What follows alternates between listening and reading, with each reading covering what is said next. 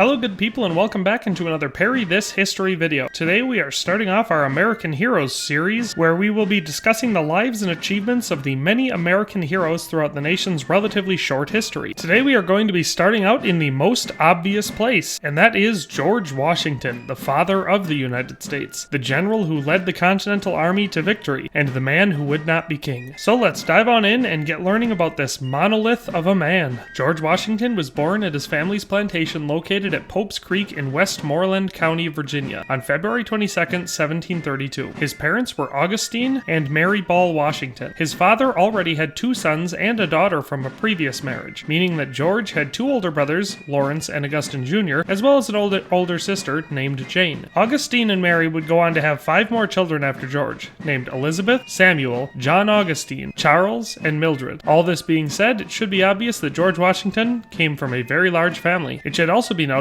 that while his family was one of means and was prominent, as they had been landowners in the colonies for many years since land was granted in Virginia to George's great-grandfather by King Henry VIII, however, despite all of this, they were neither rich nor aristocratic. In fact, they were part of what was at the time known as middling class. Today, we would likely associate them with mid to upper middle class lifestyle. Most of what we know of Washington's early life and childhood actually comes from unsubstantiated stories that originated many years after his death. In reality, the only historical claims we can make regarding this time period are very general ones. Around 1734, the Washington family moved from Pope's Creek to another one of their properties up the Potomac River. This property was at the time called the Little Hunting Creek Plantation. It would later be renamed to Mount Vernon. They would only stay here for about 4 years until 1738. They would then move to yet another one of their properties called Ferry Farm, a plantation on the Rappahannock River near Fredericksburg, Virginia, where George would spend most of his remaining youth. In 1743, when George was 11, his father would die, leaving nearly all of his property to George's older half-brothers. What little didn't go to them was just barely enough to sustain Mary Washington and her children at their Ferry Farm plantation. As the oldest of Mary's children, George would help maintain the plantation, and would here learn the importance of hard work and efficiency. Due to their limited financial abilities from this situation, Washington would receive little in the way of formal education. He never attended college or finishing school,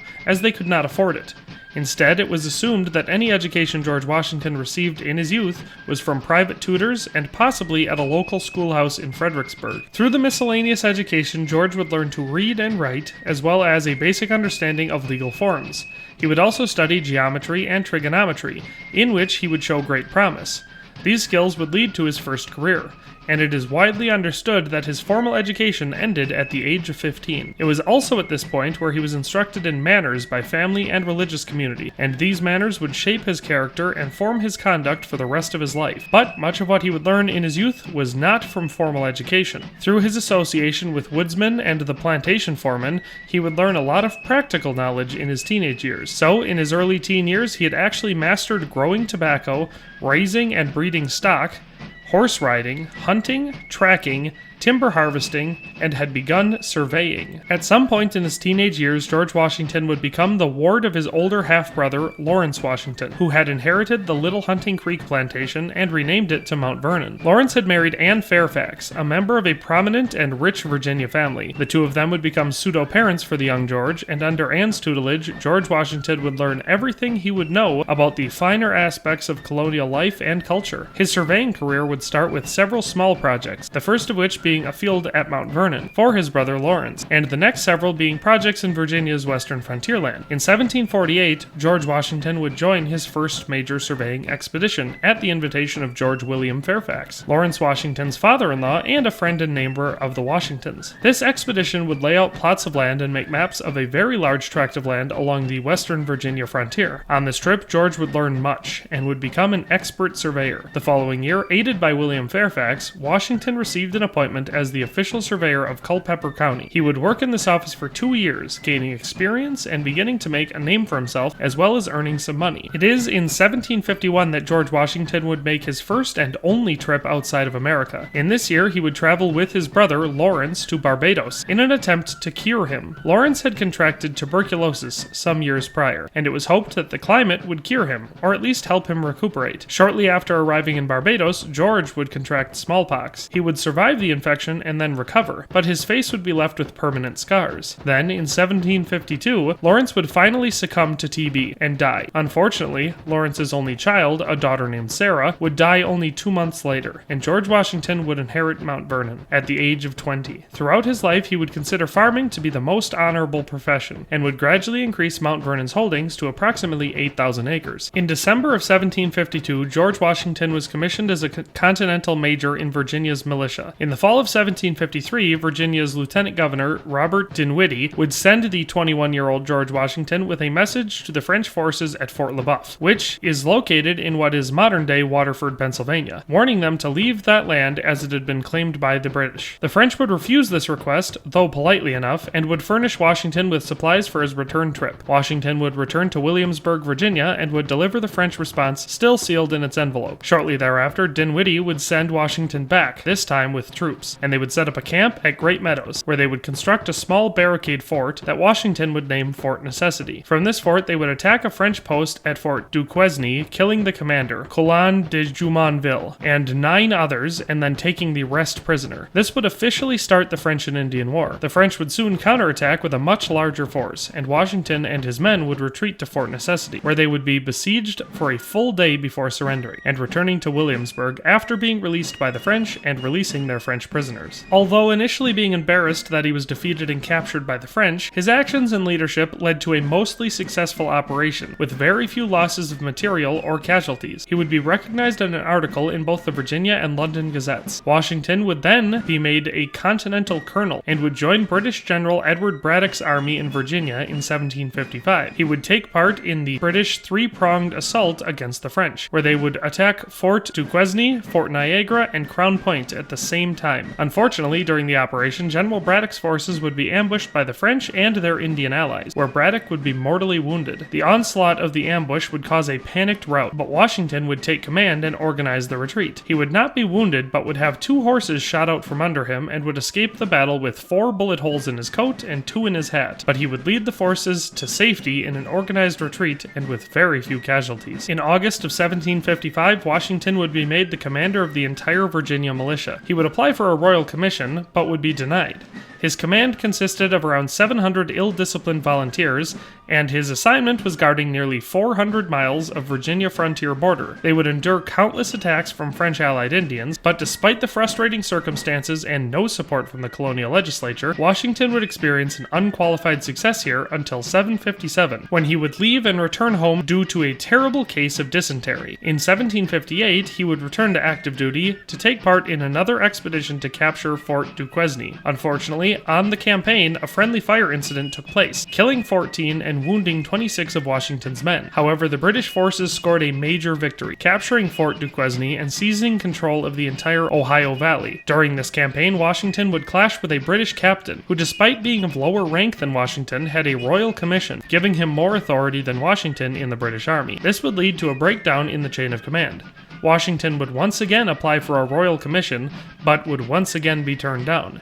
This time he would resign his commission and return to Mount Vernon, disillusioned with the British military. It was in 1858 that Washington would attain his first political office, being elected to the Virginia House of Burgesses. He would serve in this position until 1774. In these years, he would marry a rich widow named Martha Dandridge Custis, who had 2 children, John, known as Jackie, and Martha, called Patsy. Unfortunately, either due to complications from George's smallpox infection or from Martha's injuries from her second childbirth, the 2 of them were never able to have children of their own. However, George would love the 2 children of Martha as his own, and as they were quite young when George and Martha married, being 6 and 4 respectively, the children would look at George Washington as their father. Between 1858 and 1774, Washington would develop Mount Vernon and obtain land, expanding it from the 2,000 acres he had inherited from his brother to nearly 8,000 acres, containing 5 farms. He would experiment with different crops, transitioning much of their production away from tobacco and into wheat and corn, and would even start a commercial fishery and later a distillery. He was deeply interested in farming and continually rapidly experimented with new crops and methods of land conservation. Throughout the 1760s and early 1770s, Washington would become more and more disillusioned of the British Crown. However, he would not adopt the idea of independence as quickly as his contemporaries, due to his desire to live a private life with his family at Mount Vernon. Though the British Proclamation Act of 1763 prohibiting settlement beyond the Alleghenies irritated Washington, and he opposed the Stamp Act of 1765, he did not take a leading role in the growing colonial resistance against the British until the widespread protest of the Townshend Acts in 1767. He would write letters at the time, which we still have, indicating that he opposed the idea of independence. But that all changed in 1767, when he decided he wasn't opposed to resisting what he saw as fundamental violations by the Crown against the rights of colonial Englishmen. Then, in 1769, Washington would introduce a resolution to the House of Burgesses calling for Virginia to boycott all British goods until the Townshend Acts were repealed. In 1774, British Parliament would adopt the Coercive Acts in response to the Boston Tea Party. These acts included the Boston Port Act, which closed the port of Boston until damages from the Boston Tea Party were paid, the Massachusetts Government Act, which restricted Massachusetts' Democratic town meetings and turned the Governor's Council into an appointed body, the Administration of Justice Act, which made British officials immune to criminal prosecution in Massachusetts, and the Quartering Act, which required colonists to house and quarter British troops on demand, including in their private homes as a last resort. As a result, Washington chaired a meeting in which the Fairfax Resolves were adopted, calling for the convening of the Continental Congress and the use of armed resistance as a last resort. He was selected as a delegate to the First Continental Congress in March of 1775. At this Continental Congress, the Continental Army was formed, and Samuel and John Adams both nominated George Washington to become the commander-in-chief. Washington was chosen over John Hancock because of both his military experience and as a political move to engage the South in the movement for independence. At this time, only New England was actively engaged in the movement for independence, and the belief was that a well-respected Virginian commander would engage the southern colonies. They were right. Washington would be unanimously elected commander-in-chief on June 15, 1775. He would decline the salary offered to him, and on June 22nd would take command of the Siege of Boston. The Siege of Boston would be a colonial victory, as Washington and Colonel Henry Knox would outmaneuver the British forces by placing heavy artillery on the high ground overlooking Boston Harbor. The British forces would beat a hasty retreat for fear of losing their ships at harbor, and Washington would claim the victory and occupy Boston. Washington enforced a strict no-plundering policy of the city, and ensured that all remaining loyalists and their property were not molested by the Patriot forces. It was also at this time that he would make history with the first ever vaccination mandate. He ordered that all of his troops receive the smallpox vaccine. He would also do this again later in Morristown, New Jersey. The effect would be an army immune to smallpox, but unfortunately, many people would die of complications from the vaccine. In any case, he would refrain from exerting military authority in Boston, and would leave civilian matters in the hands of local authorities. He would then proceed to New York City on April 13, 1776, and would fortify the town against British attack. The Battle of Long Island started on July 2, 1776, as the new British commander, General Howe, transported the British Army and Navy to New York, besieging the smaller Continental Army there. 2 days later, on July 4, 1776, the Declaration of Independence was adopted, and Washington informed his forces that the United Colonies were free and independent states. Howe's troops were approximately 32,000 regulars and German Hessian auxiliaries, and Washington's army consisted of about 23,000, mostly raw recruits and militia. The Battle of Long Island would ensue, and there would be approximately 1,500 Patriot casualties, and the British would suffer about 400. The Continental Army would retreat. On August 30th, General William Alexander would hold off the British advance and cover the army's retreat over the East River to Manhattan Island. They would be bombarded there, until eventually abandoning Fort Washington and fleeing north to White Plains. General Howe would capture Fort Washington in November, inflicting heavy Patriot casualties. With about 5,400 troops left, Washington retreated through New Jersey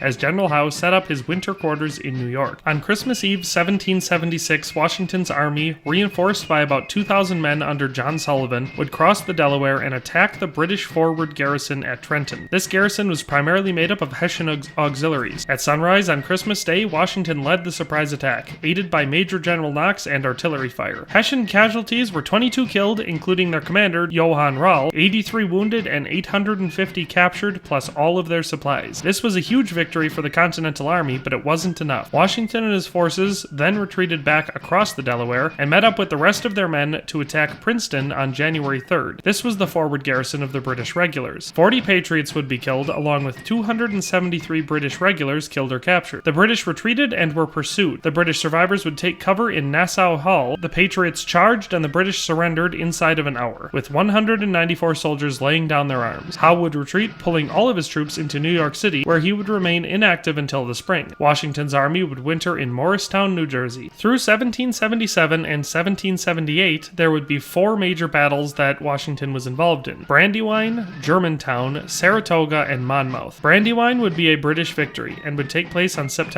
11, 1777. On October 4th, 1777, the Battle of Germantown would occur and would be another British victory. Then in Saratoga, there would be 2 battles. The first taking place on September 19th, 1777, and that one would be a tactical British victory with no notable casualties. The second would be the Battle of Bemis Heights, which would take place on October 7th, 1777, and would be a major Patriot victory. In this one, the entire British force, under command of General Burgoyne, would be forced to surrender. The French would respond to this huge American victory by entering into an alliance with them and declaring war against Britain in 1778. On June 28, 1778, the Battle of Monmouth would take place. This would be a huge battle, with nearly 12,000 Continental troops taking part, and even more British troops. It would result in a draw, and the British forces would retreat to New York City, where they would spend pretty much the rest of the war, sending around 3,000 regulars to Georgia to launch the Southern Invasion, which would be led by General Cornwallis. In July of 1780, French troops would arrive in Rhode Island, and they, along with the Continental Army, would move south to resolve the conflict in the south. The Siege of Yorktown would be a decisive Allied victory against the British, and would see a total surrender of British forces in the continent. The British surrender on October 19, 1781 would result in 7,000 British soldiers being made prisoners of war, and would be the end of major land battles in the Revolutionary War. Despite the fact that it wasn't until 1783 when British forces were finally out of America,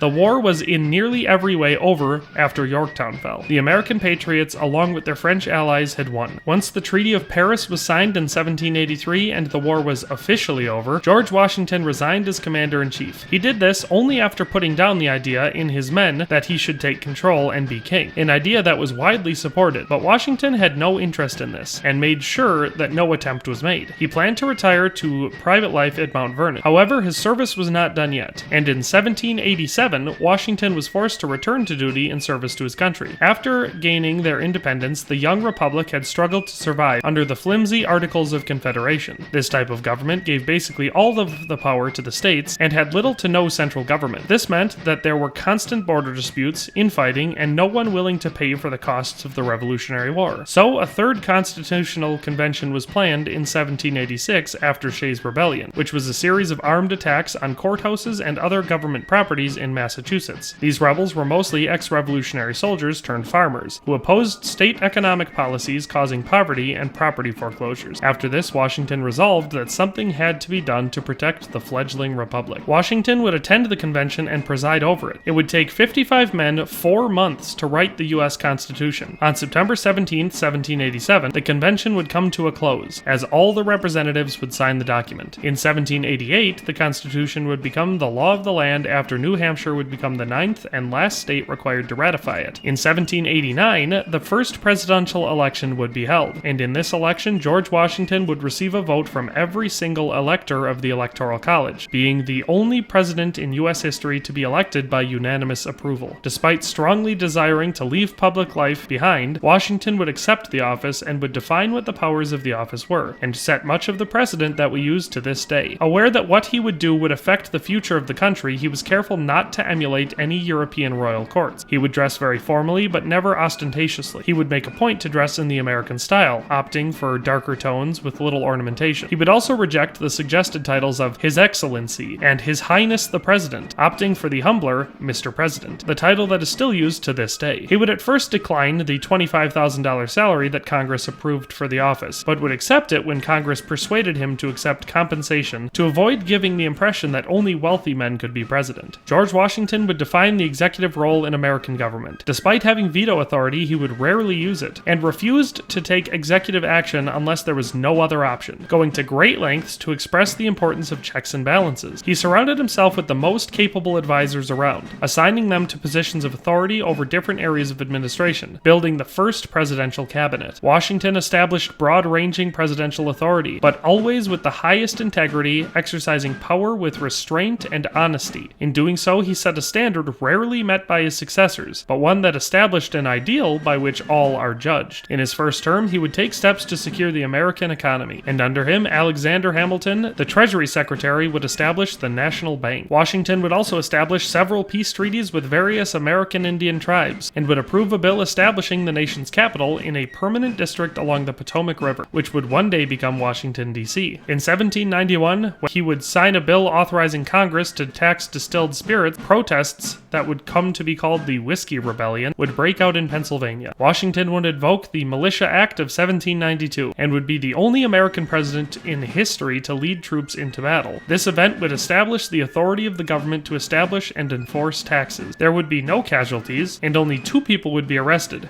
who Washington would then later pardon. Under Washington's leadership, the states ratified the Bill of Rights, and 5 new states entered the Union, those states being North Carolina in 1789, Rhode Island in 1790, Vermont in 1791, Kentucky in 1792, and Tennessee in 1796. Washington would also establish the American foreign policy that would help the nation flourish until the early 1900s. This policy was essentially to be cordial and on good relations with other nations, but not to get embroiled in the many European conflicts. This policy of neutrality, although difficult to maintain, proved essential to America's success as a nation, as without it, the United States of America would have never made it out of its infancy. But never one to wait till things go bad to prepare, Washington would establish both the American Navy and Army. A standing army would be formed, as well as a small navy consisting initially of only 9 frigates. In 1794, Washington would send John Jay to Britain to negotiate a treaty, which would become known as the Jay Treaty, to secure peace with England and clear up some issues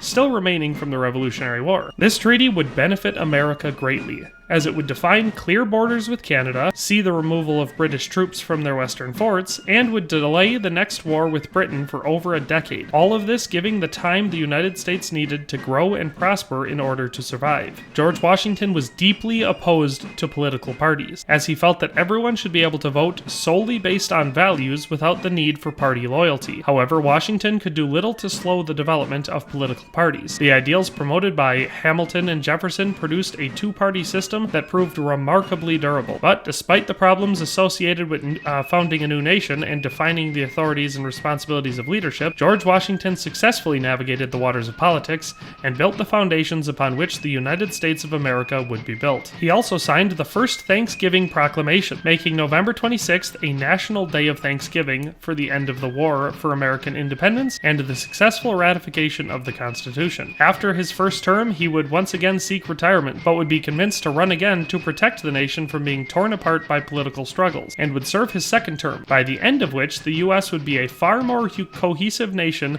than most people at the time imagined was possible. He would then retire to Mount Vernon, not only to finally be able to enjoy private life, but also because he knew he was getting old and may die soon, and didn't want to die in office for fear of giving the perception of the presidency being a lifetime office. This would unofficially set the rule of presidents only serving 2 terms, which would be followed until Franklin Roosevelt would break the tradition to serve a 3rd term. This act would prompt Congress to pass the 22nd Amendment, which would make the rule official.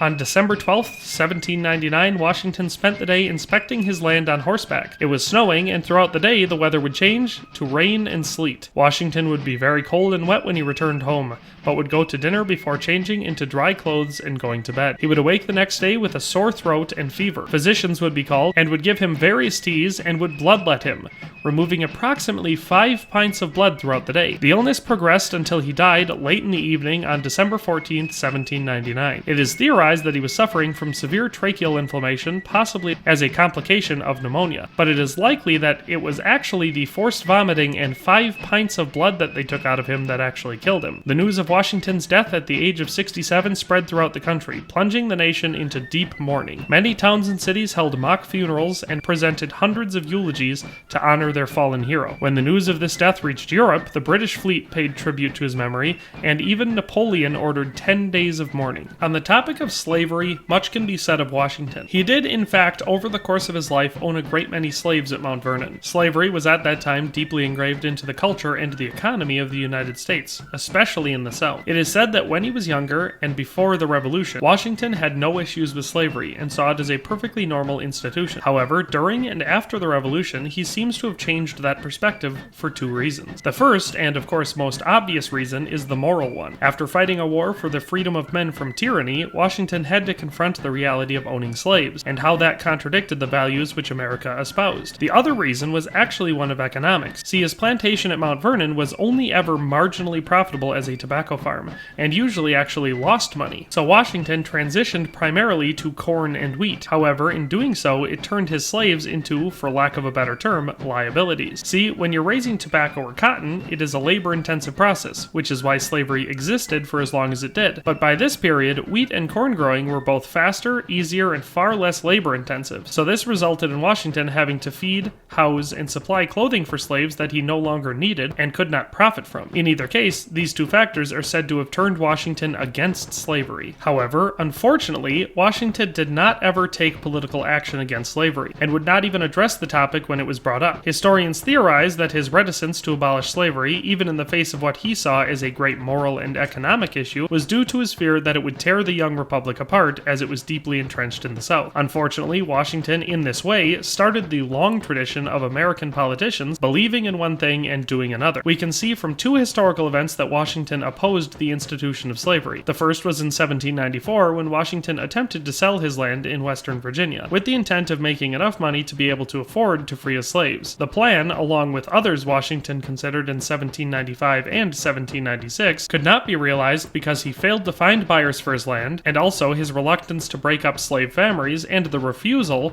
of Custis heirs to help prevent such separations by freeing their dower slaves at the time. The other historical event is when he died. In his will, George Washington announced that when his wife Martha died, he wanted all the slaves that he owned at Mount Vernon to be freed, and they wouldn't even have to wait that long because Martha would then free them less than a year later. These actions would lead to more popular support for abolitionist movements which were already popping up all over the North. In the end, it sounds like very little recompense for a life of profiting from the evils of slavery, but that is what comes from pretending you can live a life opposing injustice, but not wielding political power to correct it. Washington could have been a king. Instead, he chose to be a citizen. He was not only considered a military and revolutionary hero, but a man of great personal integrity, with a deep sense of duty, honor, and patriotism. He crystallized the power of the presidency as a part of the government's three branches of government, able to exercise authority when necessary, but also accept the checks and balances of power inherent in the system. But his most important legacy is that he insisted that he was replaceable, asserting that the cause of liberty was larger than any single individual.